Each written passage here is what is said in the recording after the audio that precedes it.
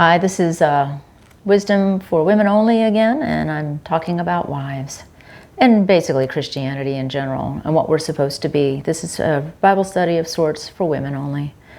Okay, I was just in Ephesians 4, and Paul's saying these are the things we're supposed to do and not do. These are commandments from the Apostle Paul.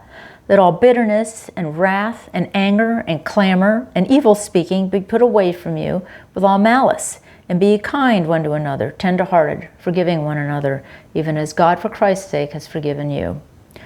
So we're supposed to be followers of God, imitators of God, as dear children. This is Ephesians 5:1. Walk in love as Christ walked in love with us.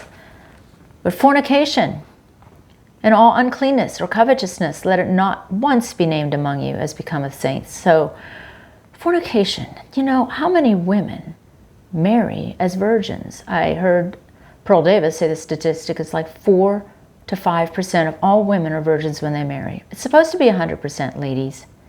Women who were like sleeping around back in the Old Testament time when God gave his holy law, which I don't think he nullified. I know that the dietary laws don't apply. We're not doing sacrifices because Christ was our sacrifice. We don't have a temple because we're supposed to be the temple.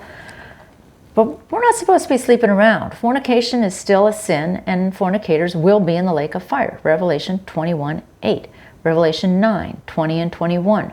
Galatians 5:19 through 21. Here we are, Ephesians 5:3. Fornication, uncleanness. So I guess unclean thoughts, people who are involved in pornography, women who fantasize when they're supposed to be making love to their husbands. This is uncleanness. This is considered a lust problem or lasciviousness. Read Galatians 5:19 through 21. Paul, the great grace preacher, tells us what sins will keep believers from inheriting the kingdom of God. Does anyone even understand what the kingdom of God is? I don't think they do. I know the first few times I read the Bible, I was trying to figure it out. Maybe I'm not too smart, but the kingdom of God is right here on earth. It will be when Christ comes back after he destroys all the evil and sin in this world and comes back to rule and reign on this earth. So the church, the real church, that's been purified and sanctified and crucified, will rule and reign with Christ in the kingdom of God, and will sort of be supernatural beings. But I don't know if we're going to make it to the kingdom of God if we're walking in sin. We're not supposed to walk in sin. In one of my past videos today, I said that Jesus came to save us out of slavery to sin. Actually, Jesus said it. John 8:31 through 36.